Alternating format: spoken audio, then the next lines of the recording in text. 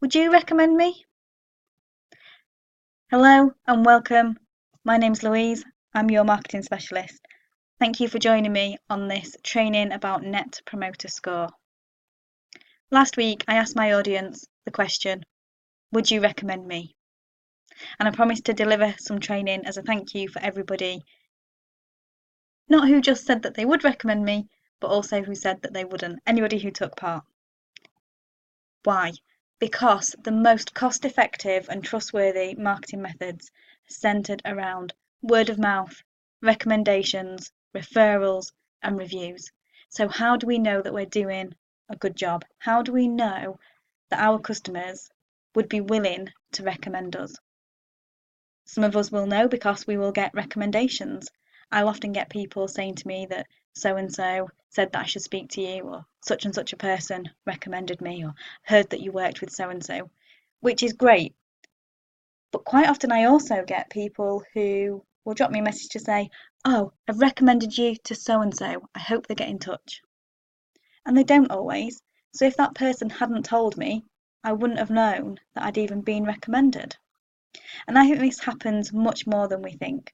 Or we might have people who might say unsubscribe from our email lists, but would still happily recommend us.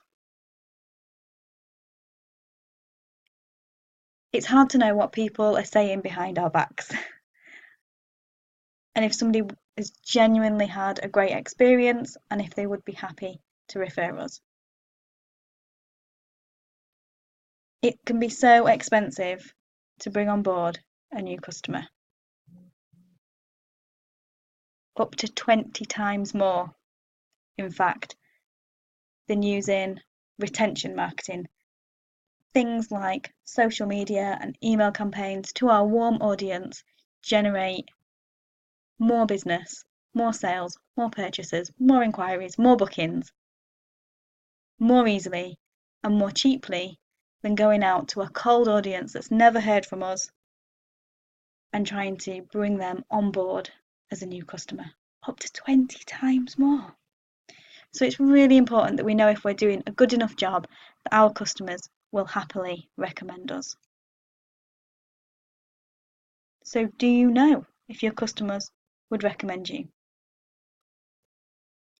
This is where the Net Promoter Score comes in. Hello, Net Promoter Score. What is Net Promoter Score? If you Google it, you'll get these answers. A management tool that can be used to gauge loyalty of a firm's customer relationships. It's a measure of your customer experience that your brand provides, and it's the best metric to anchor your customer experience management on.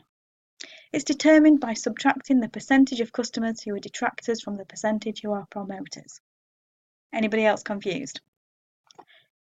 Simply put, your Net Promoter Score is a measure of the likelihood that your customers will recommend your business to others. It's calculated from the answer to one simple question. It's not a survey, it's not a customer satisfaction survey, it's pinned on one question, quite simply, and that is, how likely are you to recommend me, your business, to another person or business on a score of 0 to 10? So this question can be tailored depending on your business. Sometimes this question is, how likely are you to recommend such and such a business to friends and family or to a business colleague? Depends if you're B2B or B2C, which is business to business or business to consumer. Depends if your customers are another business or if your customers are the type of people who would recommend to friends and family rather than work colleagues. You can build up some context to a Net Promoter Score with a follow-up question if you've got different services, if you've got customers who buy from multiple services. There is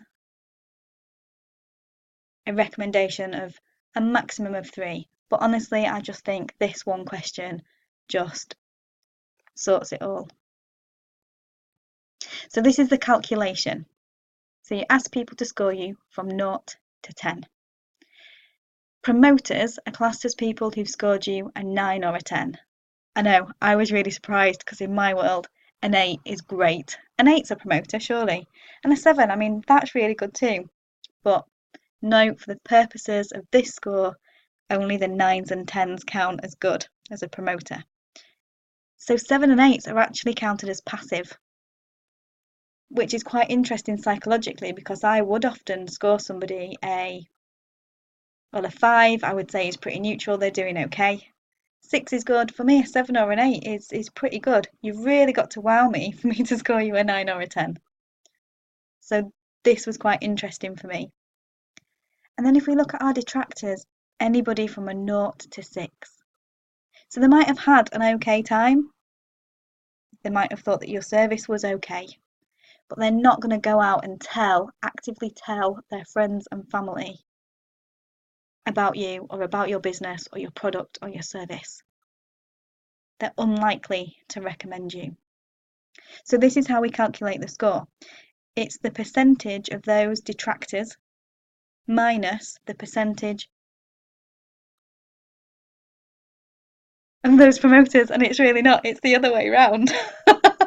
It's the percentage of your promoters minus the percentage of your detractors. So I'll need to update this slide. Hilarious. Hopefully that's made you laugh too and you don't just think I'm an idiot. Just getting the smiley faces the wrong way around there. So let's have a look at an example of the calculation in action. So here I used a service called Delighted. And here I had 7 responses. I had 5 people who were classed as promoters. So 5 out of 7 is 71%. And 2 people were detractors. Now, to get some detractors, you can see I actually had to ask people to negatively rate me. So when we minus that percentage, so 2 out of 5, 28%, minus it from the 71, gives us 43. I'm really hoping that that's the correct calculation. Now, what I liked about Delighted is that you can also see people could put in a little comment. So some people might have voted me an 8 or a 9, and they gave me some really great feedback as well, because sometimes we think, oh, it wasn't a 10, why wasn't it a 10? And actually it was an all singing, all dancing review. But if you got a negative comment, a negative score, this is really useful to be able to see, how did I not deliver? What were they upset about? What didn't meet their expectations? And it gives you the opportunity to do something about it. You can see I've blocked out the email addresses, but I can see what score people gave me and what their comment was. So I was going to say reach out, drifter style, but I can get back in touch with them and find out, what did I do wrong and what can I do to improve that? Can I give something extra to them to improve that experience? Now, I also ran the survey on MailChimp. So I forgot to say in the introduction that part of the purpose of doing this video was to demonstrate the difference between using MailChimp, the email provider service, and Delighted, which is a specialist Net Promoter Score platform. So on MailChimp, you can do a poll and it gives you your poll results. But you can see that from this, I would have to calculate the result myself. And there isn't a 0. So the option only starts at 1. So whether you would take your 1 to 6 or 1 to 7 as negative would be up to you. And here, I mean, at least it does work out the percentages for you. So we can see quite a high percentage score there. So I wanted to show you the design as well, differences between MailChimp. So MailChimp would let me personalize the subject line with their name.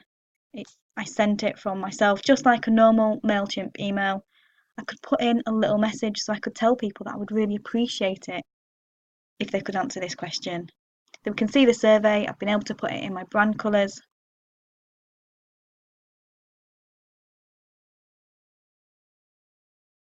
And then I really liked, if you wanted to send somebody to your website, you could actually add in a button. So again, just like you would on a normal MailChimp design. After somebody had voted, so after they'd put their number in, MailChimp would then take you to a landing page. So you do have to additionally design a thank you landing page for people as well. So it's a little bit of extra work. Delighted was really simple and easy to use, but it didn't have the same level of personalization. On their free plan, I say free plan, it was actually a free trial. You can only send from your company name at delighted.com, but you can brand it. So again, you can see my brand colours there and my logo.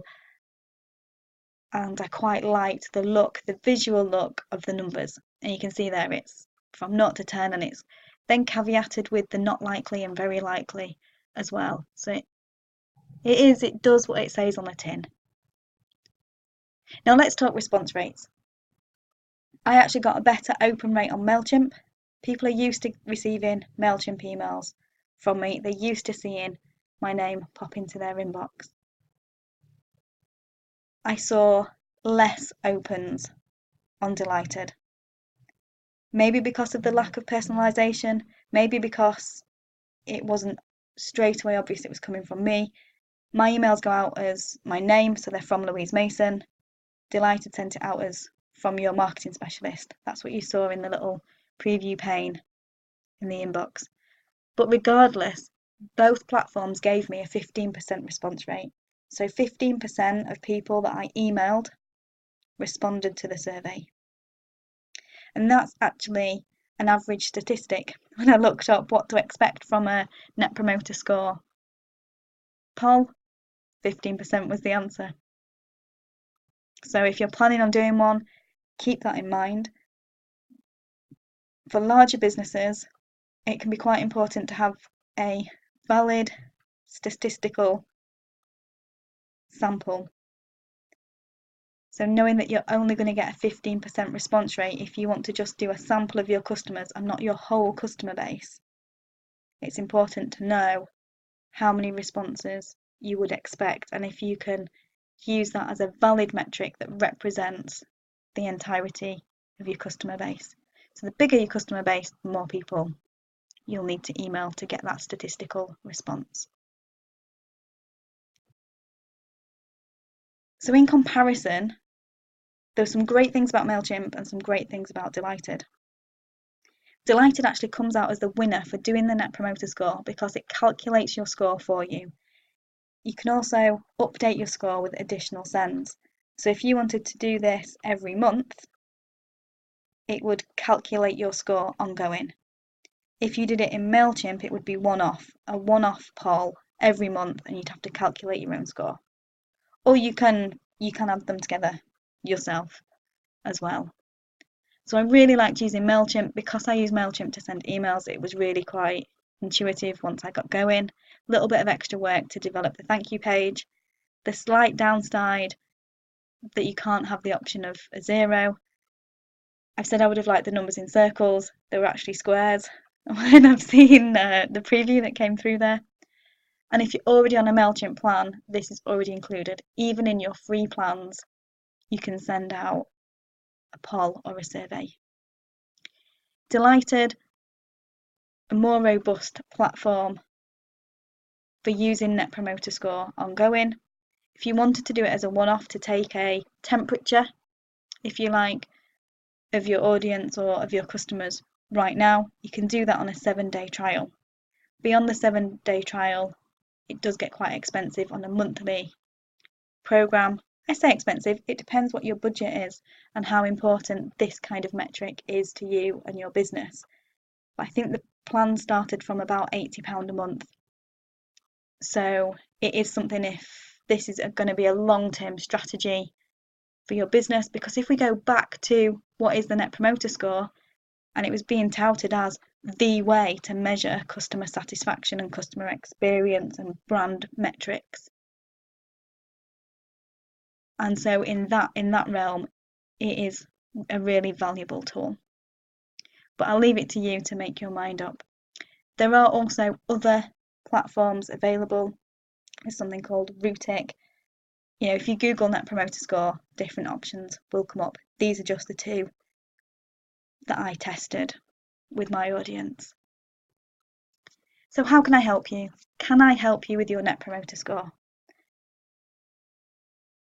If this sounds like something that you want to do but you just don't know how to get started to do it, there's 2 ways of working with me where I work with you.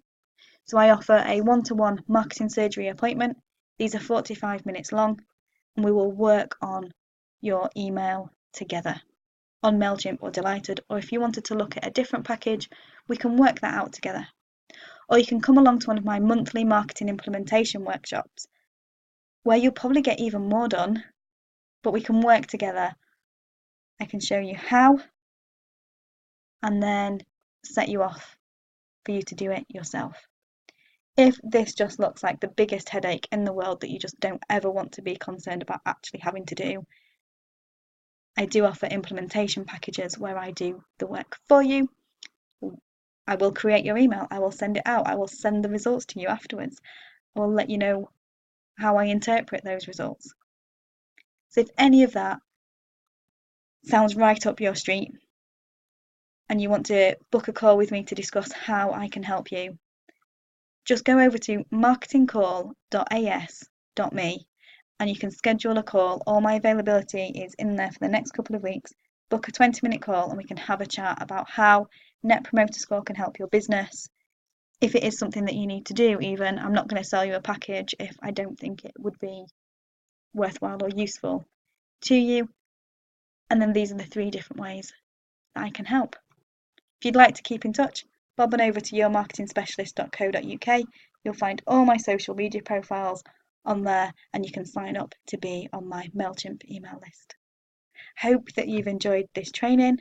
If you would recommend me or would like to leave a review for this kind of training, find me on Facebook or Google and I would absolutely love a review. Or drop me an email. It's louise@yourmarketingspecialist.co.uk. Let me know how you found the training. You can also come on over to my Facebook group, which is Your Marketing Lounge, and jump in the conversation in there. Talk to other people who might be doing Net Promoter Score surveys too. We have a general chit chat about marketing. I would love to see you in there. Thanks for listening.